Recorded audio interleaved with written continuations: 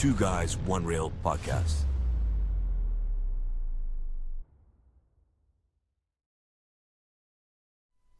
G'day guys, it is Kevin and Anthony, your hosts of the Two Guys One Reel podcast, and we are here to do our review of the Fantastic Four First Steps. Please welcome the Fantastic Four. Mr. Fantastic, Invisible Woman, Human Torch, I love you, Johnny! and the Thing. Hey, what time is it? Say the thing. That's not really something I say. It's clobbering time. That's just in the cartoon. Never late for Sunday dinner. Let's eat. Hey, what time is it? It's dinner time. Get inside.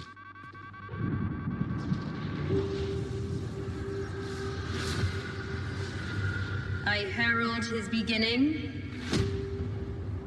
I herald your end. I herald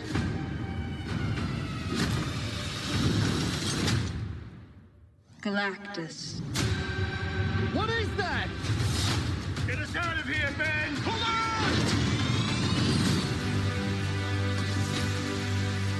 on! Are we safe? I don't know. The clock is ticking. We are going to find a solution. We are going to make it right. You don't want to just crush him? I like that. The four of us will face the danger. We will protect you. Family. It's about connecting to something bigger than yourself. We'll face it together. As a family.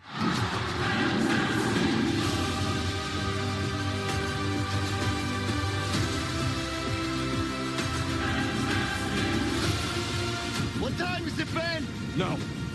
What time is it, Ben? No, Johnny. Say it! I don't wanna. Say it!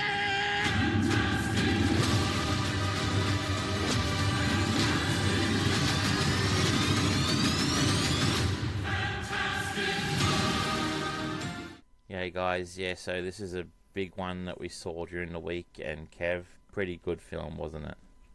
Yep, pretty good. Yeah, I think we're quite happy with it, and we've come together now to give you guys our thoughts, and later on we'll lead into our spoilers, and we appreciate you being with us. All right, Kev, I'll start with the cast, I guess. Yep. Oh, this was obviously directed by Matt Shakman, and this is, again, one of his big budget directorial debuts, and with a cast including Pedro Pascal, Vanessa Kirby, Ebon Moss-Bachrach, and Joseph Quinn, and Ralph Ineson, with Julie Garner as well, just to name a few. There's a lot bigger cast, but they're our main players. So with Fantastic Four, everyone knows the general story, but with this one, it's Mr. Fantastic, Invisible Woman, Human Torch, and The Thing face their most daunting challenge yet as they defend Earth from Galactus and the Silver Surfer. Yes. So, obviously, when we meet them, they're very already established, and we're meeting them on a different Earth, Kev. That is right. Yeah, a different Earth than the 616, which is the main MCU Earth. Yeah. Do we want to say what this one is? Yeah. This one is 818. There we go. So a completely different planet, different Earth, which is fantastic, which is pretty good. Well, there you go, fantastic. And we're back in time too, Kev. We're in the 1960s. Yes. This is what I was very surprised about. Yeah. It was really interesting how they set in that time period. I guess it was based on the Fantastic Four, the animated series was based in that time, I think. Yep. But it's very true to the comics too. Yeah, absolutely. Yeah. and it was really good setting at that time. Actually, I felt like it fitted because with that setting in the 1960s, they've had it visually looking like it. Yeah, visually stunning. Yeah, back in the day when they thought the future looked like. Yeah. That's what it was pictured, and it was really cool. Yeah. It reminded me, like, in the original Iron Man, no, even more so, Captain America, when we meet Tony Stark and we see what their idea of the future is going to be like. And he's got the flying car, kind of, and, like, so that aesthetic, and also, like, just basically how they view the possibilities of the future. But the aesthetic of the 1960s works so well for this film. And, like, obviously, we're purists of the original Fantastic Four films. And, like, compared to those two, where they actually did the origin stories, where they fully fleshed them out, and they were on a mission, and they were struck by the Celestial Force, and they each got their powers. Where in this film, we meet them, that incident's already happened, and they've all each gathered their powers, and they have quite an influence on this earth. Yeah, that is right, and I'm glad they didn't dwell on it. Like, it was a quick overview, and I'm glad they showed the old school, like, what they looked like before they transformed, especially Ben, before he turned into the Thing. And it was good how they had that little montage. It's quick, it's, you know what it is, we don't need to dwell on it, which is, That's right. That's the way to go. Yeah, learning. It was kind of like, well, it's happened, and, like, in the view of Ben, it's like, well, it's happened, I'm now the way I am. He just lives on with it. He just gets on with it. And, you know, he is very adept. He's, like, a very good cook. He's very crafty. You made the comment that it would have been great if, because obviously the actor who plays Ben is from The Bear. The Bear. And you said to me, it would have been a nice little nod if he'd gone, yes, chef. Yes, or if Johnny or someone or said Herbie. that comment. Or Herbie. Or just someone, made an off comment because he was talking about food in one scene and he was very specific about it. And I'm like, just someone please say yes, chef. It would have been a little nod. It would be a nice little nod. But you know what? He's a great actor. And I think he fills the role so well.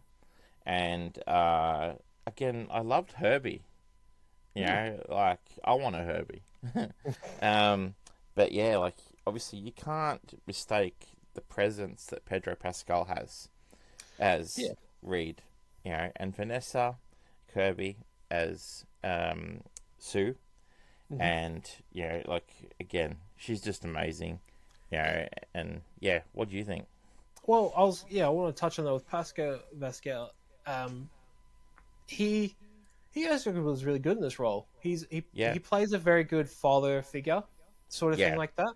And Sue, she plays a very good mother figure. And they together, those two actors, seem to really mesh well. They had a good chemistry, didn't they? Yeah, and it was very good because as you're looking at the previous films, as they didn't mesh very well at the start.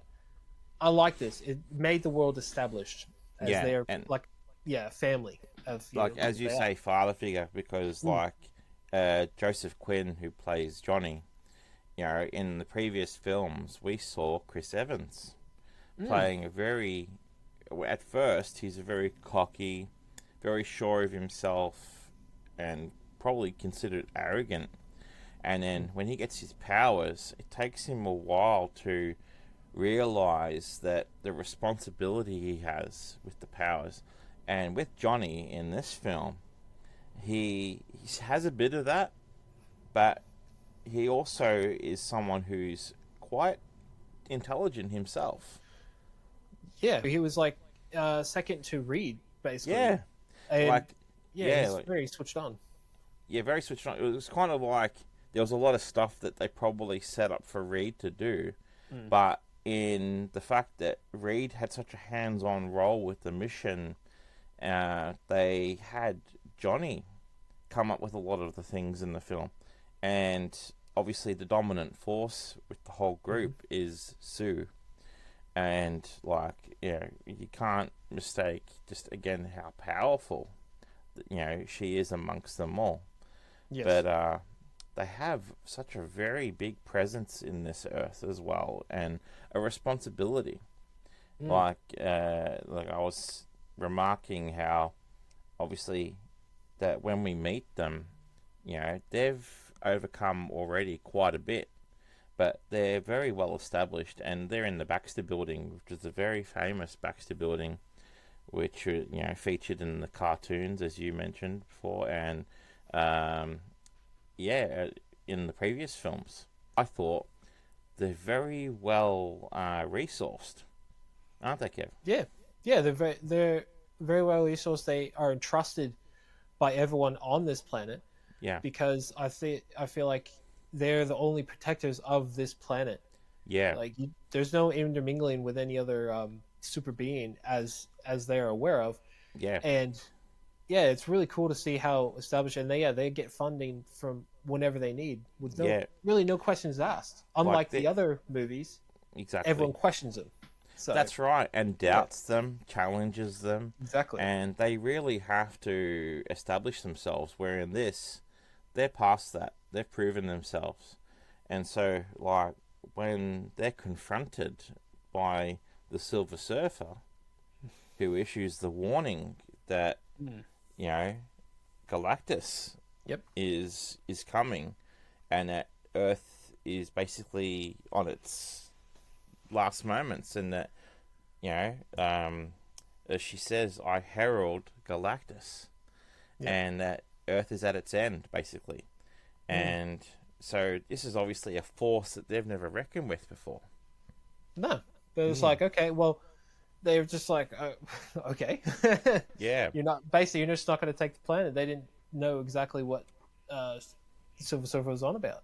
Exactly. And speaking of Silver Surfer, what did you think of the CGI effect of Silver Surfer in this one? Yeah, I think it was a bit of a mixed bag. I mean, I thought there was some great moments where, like, it was amazing.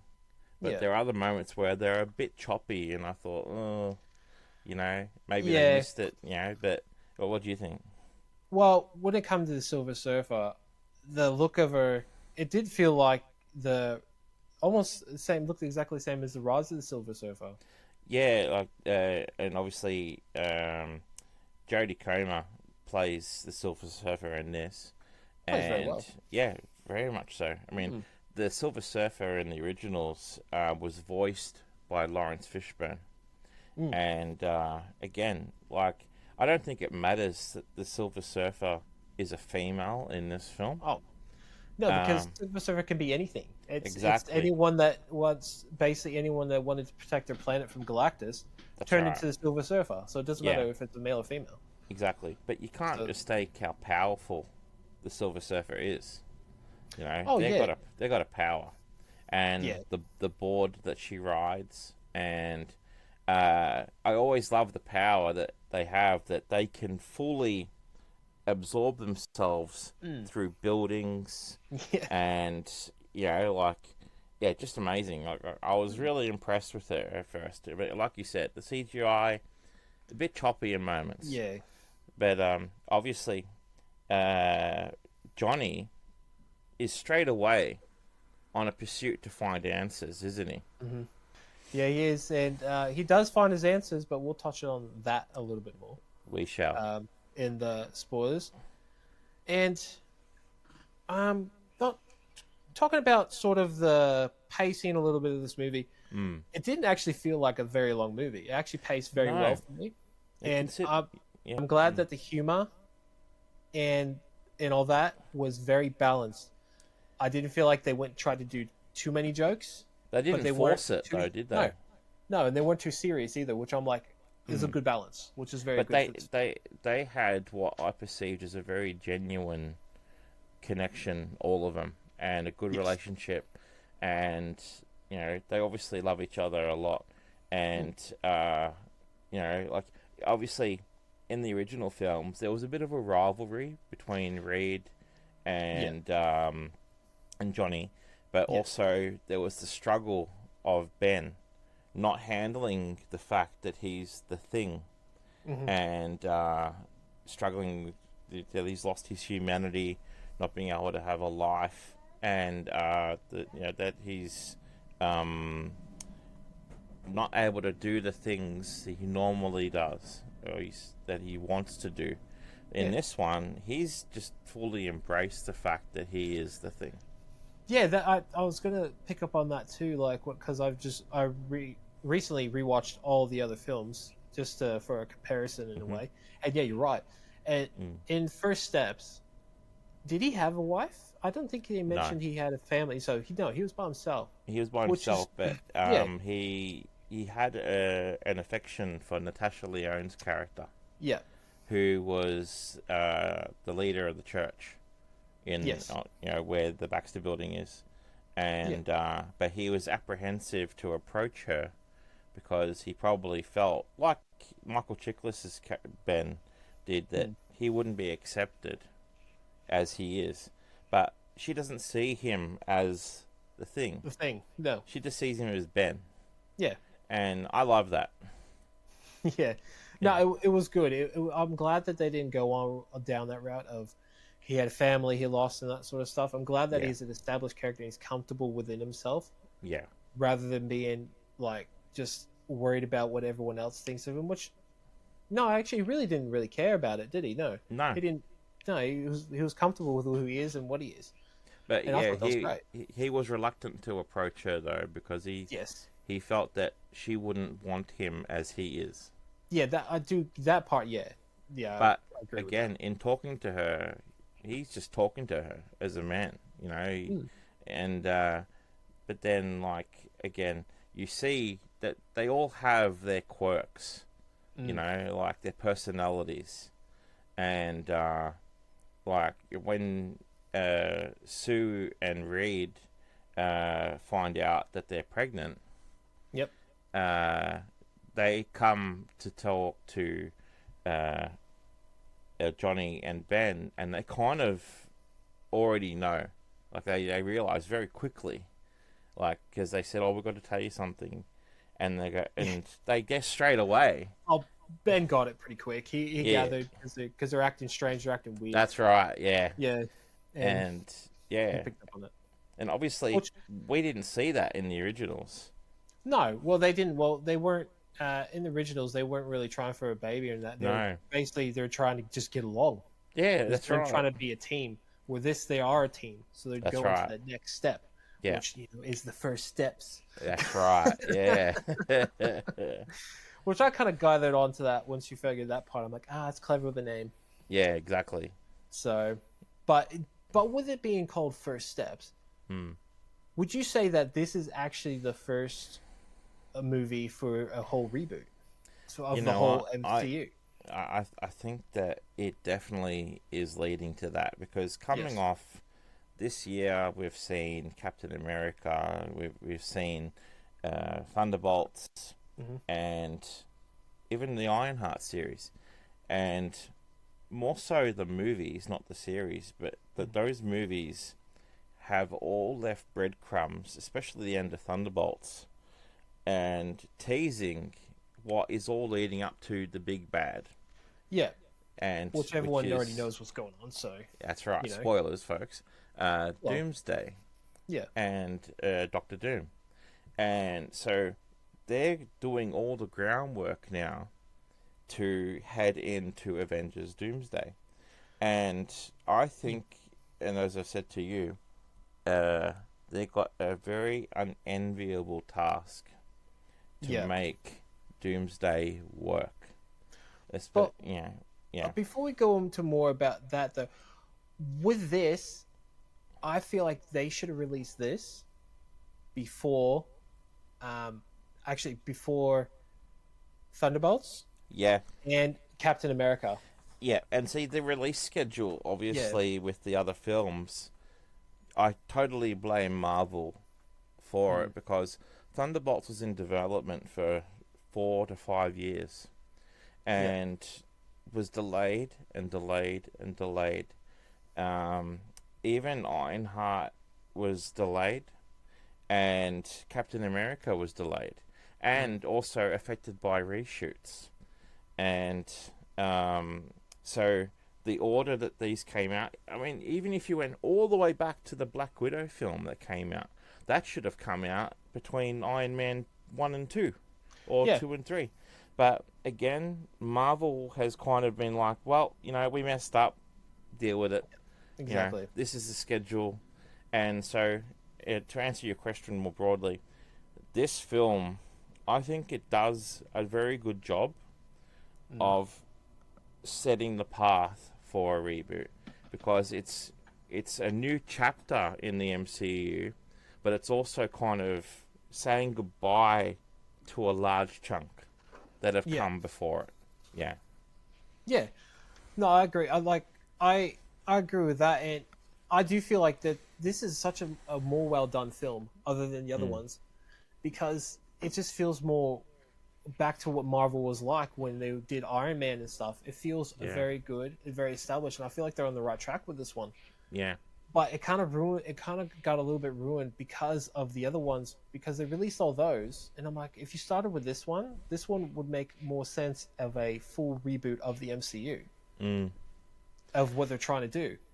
Yeah, but I mean, I feel like they're trying to get people to still hang on to the other stuff still. Yeah, you have a feeling like Marvel's a victim of its own success. Yes. Because, like, again, you can't dispute the dominance and popularity of characters like Iron Man. Yeah. And Robert Downey Jr. played him so well. And the thread through each film and the standing of his character and just his acting, it left a mark, especially after Endgame. So for Pedro Pascal and the cast to take the baton and run with this film, he's done an amazing job considering all the pressure that they have on them.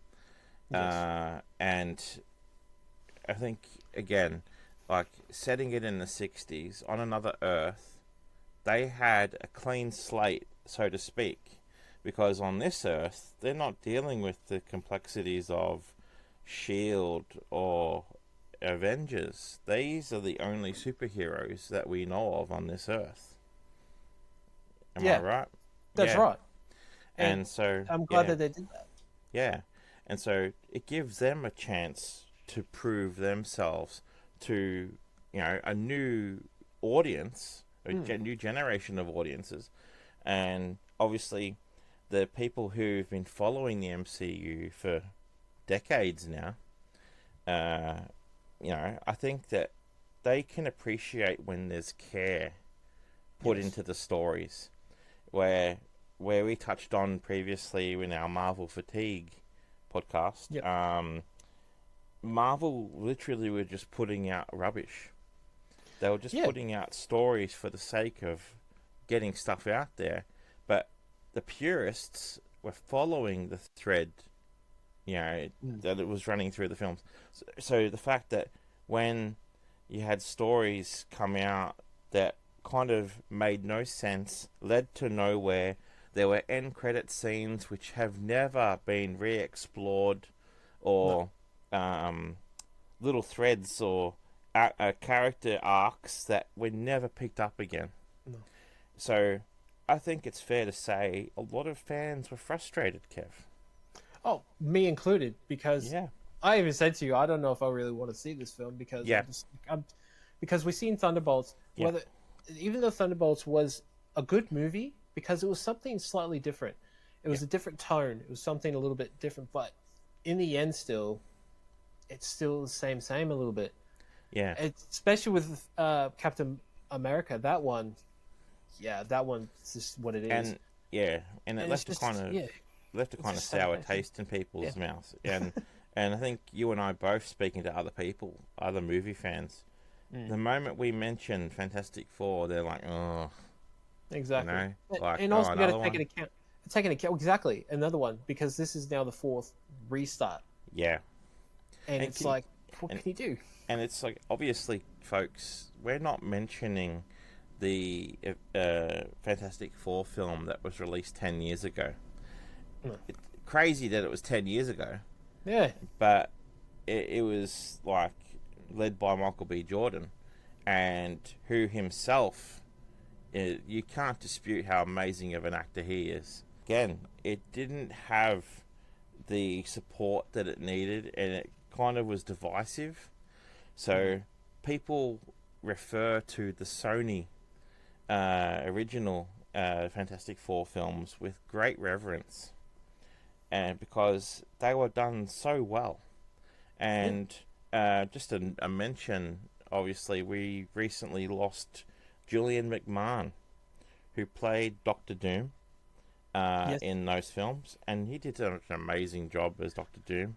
He did fantastic. Like I said, I just rewatched him, and they still hold up. His acting is pretty good. And it is a nice note to add that he was being interviewed one day, and he said that if he had one wish, it was that he could go back, or even just have a chance to revisit Doom and do him well, do the character justice. Yeah, and it would have been. But we'll never get to see that. But still, we can enjoy what he did. Yeah, and all right, Anthony. Well, I think we should go into a rating of this film. Oh, and then we'll do some spoilers. Yeah, go ahead. All right, well, with the rating for me, it is going to be a 7.5, actually. So it's not as high as you would think, even though this is a good film. This is a fun film, but I have one big issue, which I'm going to talk to very in depth and spoilers. Mm-hmm. Yeah. What about you, Anthony? Yeah, I would agree. 7.5 popcorn buckets, folks. Yeah. We're not saying it's a bad film. We're not saying not at all. We both enjoyed the film. But with us, with me in particular, it's just there's something they should have done a little bit more. I tell you what, would have pushed me straight to the top. I'm going to get into it. I need to get into it. I got 2 words, folks. Emotional payoff. Exactly. Yeah. 100%. So, folks, if you've gotten this far, we'd really appreciate if you could hit the like button and support us, subscribe. Please also follow us on our Facebook and Instagram, 2 Guys, 1 Real Podcast. But also we are available on Apple, Amazon, and Spotify podcast platforms. And if you want to hang around, we're going to come back to you with our spoiler section. We'll be right back.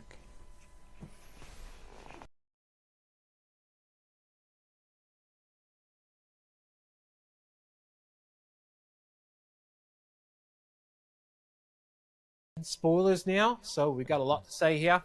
So this is going to be interesting, Kev. All right, so we have the added element in this film where Reed and Sue give birth to a baby.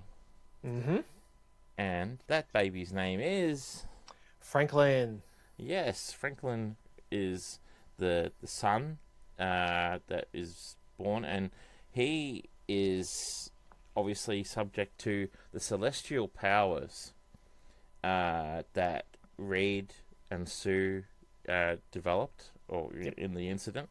And when the Silver Surfer comes and presents the threat to them about Galactus, it's like they knew straight away that this wasn't something they could ignore, was it, Kev?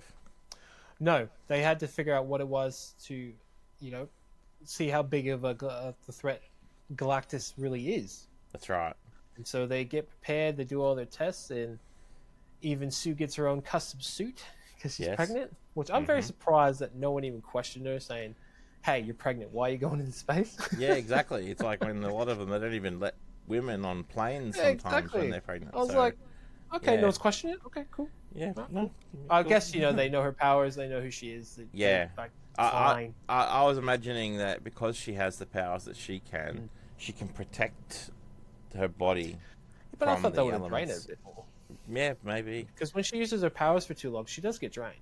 Yes, that's true. So, that's true. 9 months of that is a pretty long time.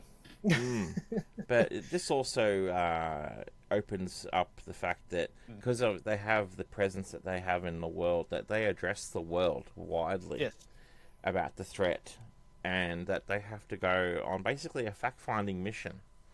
And so, as I said before, they're very well resourced, and they have their own spaceship.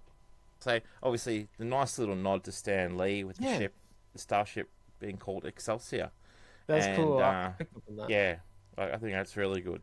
And the fact that they go out to what is like a time jump port, and which is it hooks up with their starship, and they jump into the star system. And because when Silver Surfer came, she leaves, and Johnny went after her, and she is like saying like a prayer, like she's saying some words, and Johnny picks up on it very quick. He's very perceptive, and then he instantly is trying to get answers, and you find out he's pretty cluey, isn't he, Kev? But also that is Reed has been tracking same sort of messages for a while now. That's right. So he's been aware that there's been a message out in the cosmos. That's right. And he hasn't figured out what it was, but it takes Johnny to put it connect all together. The dots, and then say that that's the Silver Surfer the whole time. That's right. And so, like, when they discover the ship out there in the solar system, Galactus's ship, and they enter, and then they discover Galactus, where we first meet Ralph Ineson's character, Galactus. He has a presence. Yeah. I mean, I thought it was very exciting seeing Galactus finally fleshed out.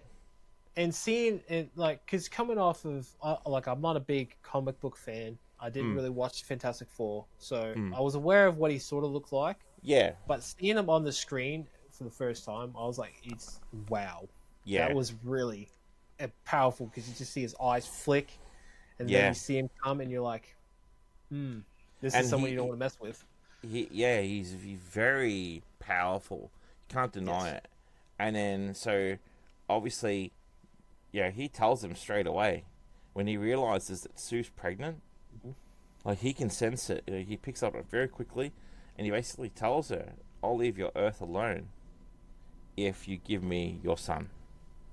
And straight away, Sue's like, that's not happening. Of course. Of course. We'll defeat you. Don't worry about it. Yeah, that's right. And so then obviously they don't come to an agreement, and so they get the hell out of there. Before they go back to Earth, there is a sequence where they're trying to escape from Galactus. That's right. The ship. The Silver Surfer does intervene with Sue. That's right, and it speeds up the process with her pregnancy. Yes. And which is a very high risk pregnancy as well, and she's at risk of losing Franklin, but then they manage to fend off Galactus, but she gives birth to Franklin. Yep, in space. Yeah, that's right. And when they get back to Earth, they present him to the world. Yeah. But with that time, when they get back, like I said, they're a month back, so it's been a month since they left. So what I'm saying is, when they did the time jump, did that fast forward time, or was it extended time? Yeah, I think it was a time jump.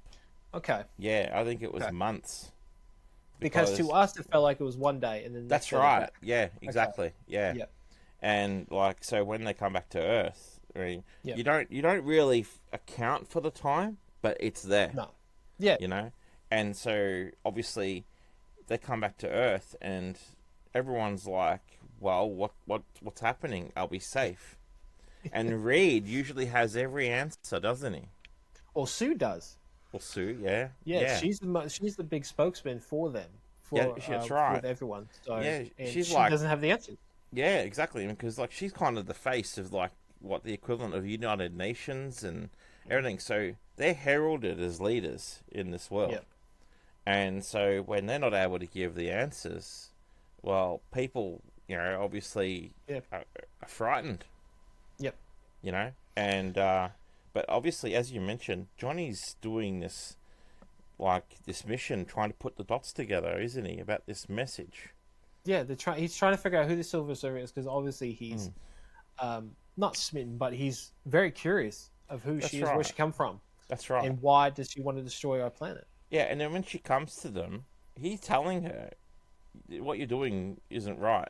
You know, like, you know, obviously you know what he's doing is wrong. And you can see the conflict in her, can't you? Yeah, exactly. And not only the conflict was within Silver Surfer herself, but also with the citizens of this Earth, with the Fantastic Four. It caused a big division because they're saying you don't want to sacrifice your baby for all our lives, the whole planet's lives. That's for right. One life. Yeah. And that does a big pushback on Fantastic Four where people don't trust them because they're like, you don't care about us anymore. Yeah. All you care about is your family. I have a family too. What about us? Exactly. And that's a big conflict within Fantastic Four, with them and their citizens. But within themselves, it shows how strong of a family bond they got.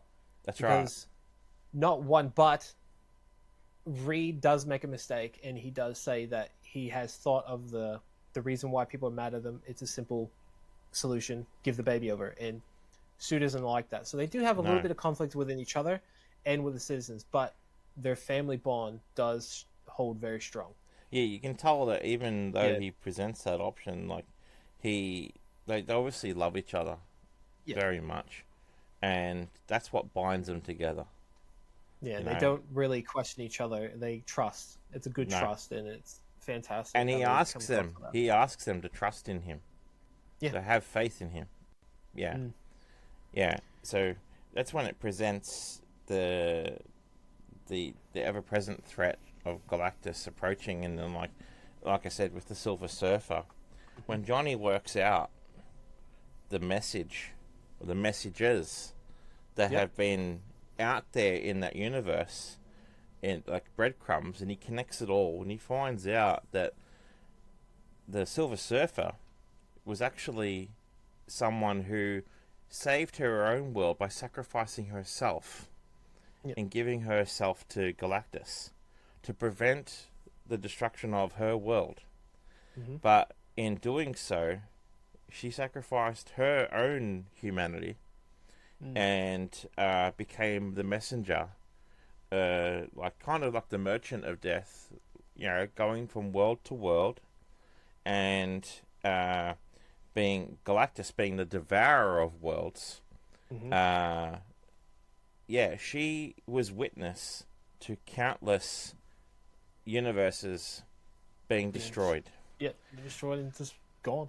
And so when Johnny presents to her that, you know, she's making a big mistake, and that, like, this Earth, you know, they're going to fight for it, and that, you know, that she needs to stand up to Galactus. You know, what he's done is wrong. You got to fight back. You know, you got to fight this.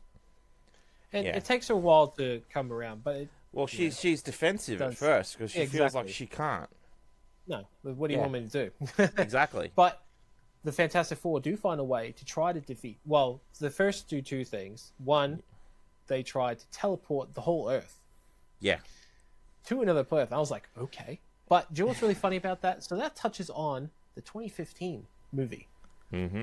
As in the 2015, they're all teenagers, and Reed makes a teleportation device to go to the planet Zero and back. And that's how they get into the problem. So I thought that was a nice little nod. Yeah, intermingle. But so when they try to do this, obviously the Silver Surfer becomes aware of what they're doing and destroys every one of them. Everyone. I'm like, except when that one. happened, yes, except one, you know, plot armor. But I thought that was that moment when you see this whole montage of the whole world coming together as a family, as you know, together to help defend the planet, to transport it, to be destroyed. I was like, all that money and resources. I know. Yeah, that's what I was saying. It's like, it's crazy because they just have such faith in them. Yeah. That they say to them, "We must do this," and they're like, "Okay." And so because Reed transported an egg. Yeah. That's right. And they're like, okay, we're done. We're sold. Cool. That's We'll do right. it. Doesn't matter how much it's going to cost. But yeah, that moment, I was like, God, all that resource. That's not cheap. No. That's not cheap. But that's what happens. So she destroys all the teleportation devices. Yep. Except for one, which is ironic, which is in New York. That's right. That's what I thought. Yeah. Okay. Yeah. And which is ironic because then it comes up with Reed comes up with another plan to actually push or actually put Galactus in that spot with a teleporter to teleport him to Which would be into like a black hole. To the kind abyss. Into the abyss. Yeah, exactly. It's like a kind of like a mousetrap kind of thing. Yeah. Like a big and one. When yes, a very big one. When Galactus comes though, when he comes to Earth, oh man, what an entrance! Oh, there's no mistaking the threat. Jeez. He just slams down to the ground in the ocean, ironically, right next to the Statue of Liberty, and gives it a good nod. Yeah, he looks at it, doesn't he? He looks at it like, what are you? Yeah. Puny. Exactly. And that's what I liked about Galactus. He just knew he was better than everyone. But the scale. Oh, man. The size. Massive. Yeah. Oh. You know? I was sitting there going, how the heck are you going to defeat this bloke? Exactly. The fact that he's got an instant, like, he's dead set there for Franklin. And he is adamant. He scans over. He can find him and pinpoint him. Yeah. Which leads to when the Silver Surfer previously interacted with Sue. I reckon she marked Franklin. Like to know where he is. Exactly, because obviously at one point in the film, folks, when the Silver Surfer reaches and kind of her hand goes through Sue, and just slightly. Just slightly. So what Kev's touching on is, you know, it's perceived that she marks Franklin. Yeah. And kind of like a beacon for Galactus when he comes to Earth. So no matter where you go, he's going to find you. And which kind of scuttles Reed's plans. Yeah. Yeah. And so when we're going from that to when Galactus is in the city now, he's literally walking through buildings with not a problem. Mm-hmm. They set him on fire. He does not care. He just keeps walking. He is like a freaking Terminator. That's right. He's relentless. Yeah. And he's fantastic. And they do try to trick him. They make like a little baby capsule to put Franklin in it, and then they blind him for a few seconds, and then they switch him. Yeah, but he sees it, you know, like... he sees right through it. Yeah, clever bugs. Yeah, that's right. And it's so good, that. But, which leads to my frustrating moment in this film that actually gave me reason why I gave it a 7.5 is Galactus grabs Franklin, he gets him. Okay, so he got this little baby in his hand, his humongous hand. Yeah. All right, and the baby's crying. And I'm telling you what, when she gets up, she is just going at Galactus. She is firing on all cylinders. And would you say that's her at her most powerful? Yes. I feel like she was at her most powerful. Because no one else, because at first when she tries to stop him, he just shrugs it off. He's like, get away from me. Yeah. But you hear the cries of Franklin, and it really got to me because she was going that powerful because of her mother instinct. Oh, yeah. All right, this is her mother's instinct of kicking in, of like, you're not taking my baby. And she tells Reed, and Reed's telling her, stop. You need to stop. You're going, too much. And she says to him, go get Franklin. Yeah. All right.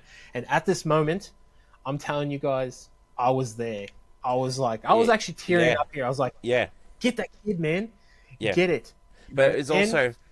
we were sitting there kind of like, they're going to do it. Yeah. Like, it's going to go, like, to the point where she's lost full control of her power. Mm-hmm. And the stakes at this moment were just so high. Massive. My emotions were on high. And as you said, this is just pinnacle. And they push Galactus through the portal. They push him through, and then you think it's done. Sue passes out, and then Galactus comes back again, and then Johnny goes to sacrifice himself. Yep. And then the Silver Surfer pushes him aside, and then she sacrifices herself. So this whole movie is about sacrifice, all right? Yeah. So that was the message I was getting. So we go back to Sue, and she's not responding. No. And I'm like, this is the moment, Anthony. I was focused on that screen. Same. I'm sitting there going. She's gone. In my mind, I'm like, she's gone. That's it. Yeah. That's it. And did you find yourself sitting in there thinking, if she's dead, that raises the stakes for Reed in the path forward, but what they've got to do, I mean, things they've got to prepare for, and you have no idea how that moment. The whole cinema was quiet. Yeah, it was. I'm telling you now, this was the perfect. It was everyone was so quiet, but they put Franklin on her, so they put Franklin on Sue to say goodbye. Everyone was saying goodbye. I was in the moment. Tears were starting to come, man. I tell you, I was going to cry in the damn cinema. And her freaking finger moves. The CGI kind of got me too on this, but yeah, so the finger moves, and then it's basically Franklin with his celestial powers brings Sue back to life. God damn it. And I remember looking across at you, and you're like, I was so mad. It's not because I didn't like Sue. No. Not because I didn't like her character. It's nothing. It's the fact that this woman put all her power into saving Franklin. Yeah. And that is the most motherly thing to do, most family thing to do. As you said, sacrifice.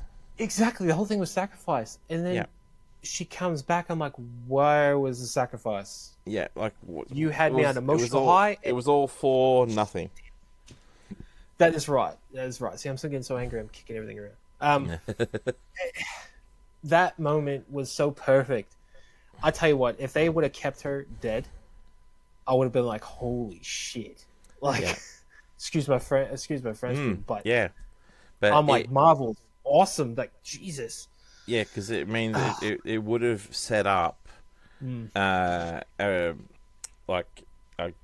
arc in the story for Reed to have no holds barred. He knows he's got to prepare for, because obviously this is not the last time we're going to see Galactus. No, but it would definitely give a motivation to Reed.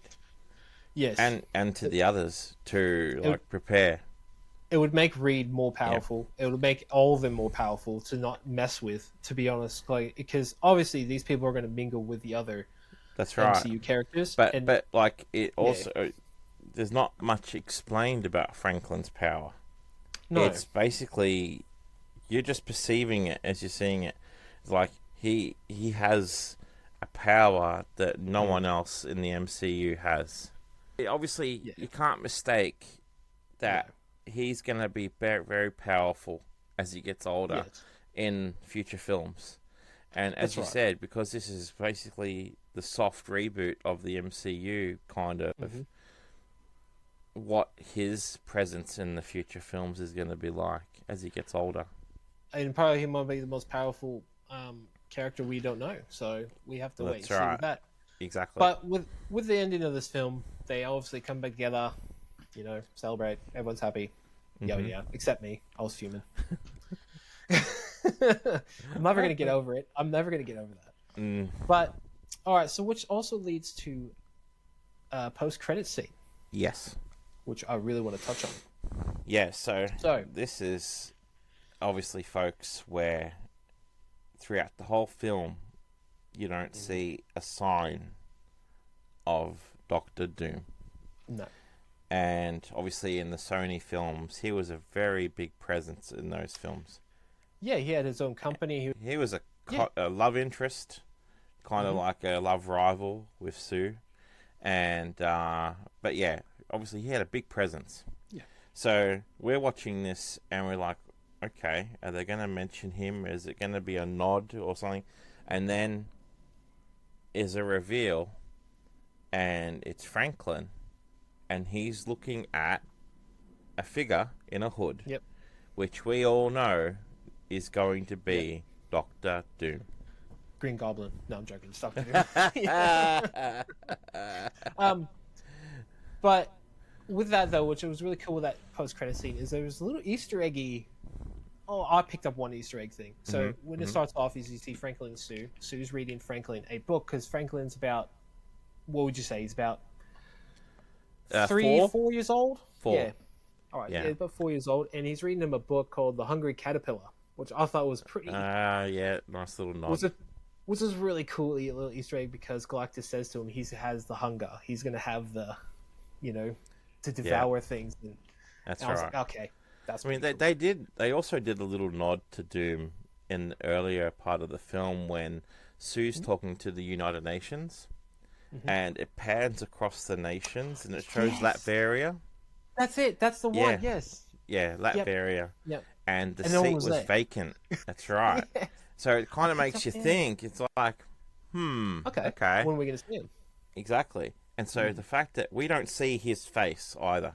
We see him, his back's to us, and his mask is on the side. But Franklin's looking at him. Yeah. And Sue knows something's wrong because her power flicks up. Yeah. And see. So then it cuts to black. Yes. All right, so let's go into theory time. Yes. So we had a big discussion, We me did. and Anthony, while the filming. Also, there's 2 credit scenes. It was a loving tribute to Jack Kirby and the original 1960s cartoons, and they did a very touching nod to Jack Kirby and the quote that basically, like, if you see the superheroes in the stories, you can see yourself in those stories. And they touched on his birth date, and it represented part of why they represented this on Earth 818. Yeah. Because it was part of Jack Kirby's birth date. Yeah, which is really awesome. And I felt like that should have been before the other post-credit scene. That should have been the first one, and then you should have seen the last one. But I think they wanted everyone to get excited about Doomsday. That's right. That they threw in that to be like, oh, I went, holy crap. Yeah. So, but theories with what's happening after this, if you've seen Thunderbolts, you would have seen at the end of the credit scene of Thunderbolts, you would have seen the Fantastic Four ship. That's right.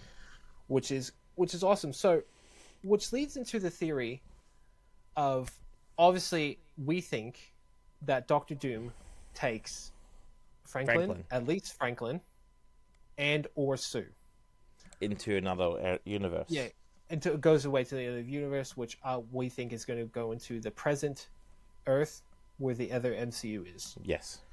So, and as we talked, with Sue's death, I think would have made that a little bit more impactful. Actually, it would have made a huge more impact, because if she died, Reed would have been like so protective of Franklin. Yeah. Because Sue sacrificed herself for him. That's right. To then Doctor Doom taking him. Oh, you'd be so angry, wouldn't you? But I have even another thought. If Doctor Doom obviously realizes that Sue's there, he takes Sue as well as Franklin. So maybe when we go into Doomsday, we find that they are pursuing Doom because he took both of them. Because if she's confronting him and he's there for Franklin and she's trying to stop him, Doom is as powerful as he is able to take them both. That sets up a very big possibility that what we saw at the end of Thunderbolts is them going after him. Yep. Yeah. Because obviously that means that Doctor Doom has come to the Earth. So yeah, that's right, and he's able to just makes sense. Yeah, cross different universes and different Earths. So yeah, that definitely is right up there. Yeah. So that does lead well into it. And then do you know what would be? But like we said at the start, I feel like if they would have had this come out before Thunderbolts, the Thunderbolt post scene would have made a lot more sense. It would have, because you would have had it already in mind that they're a presence, and so seeing him at the end of Thunderbolts would have been like even more like, hey, like it, yeah. But this can lead into so much more as we talked. Not that time, but we've talked recently, as what you stated. Is imagine if they brought in the different versions very different variants of the Fantastic Four. Yeah, which we've seen obviously in previous films, how they touched on in Doctor Strange and the Illuminati, and how Reed Richards was part of that.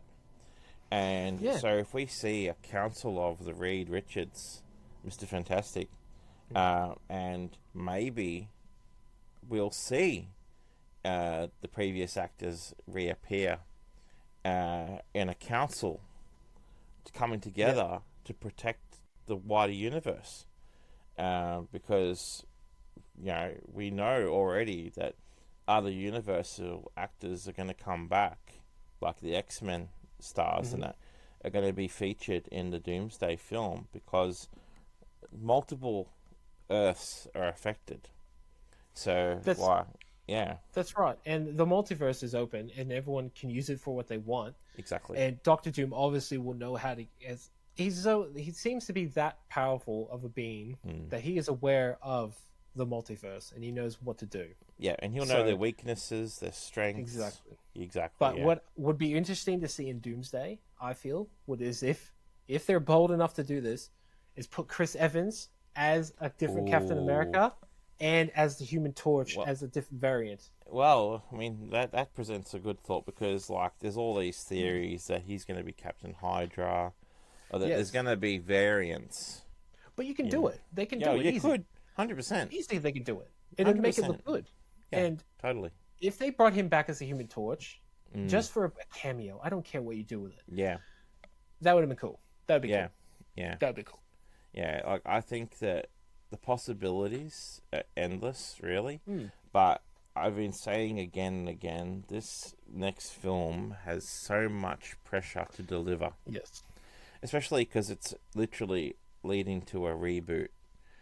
Kevin Feige has now said that when we get to the point of Secret Wars, which is probably not till 2028 at this rate, but hey, you never know with how long it takes for them to film these movies and put them together, that by the time we get to Secret Wars, that's when they're going to do their reboot and introduce the new X-Men and probably start over with multiple characters. And I think a lot of people aren't going to respond well to that, Kev.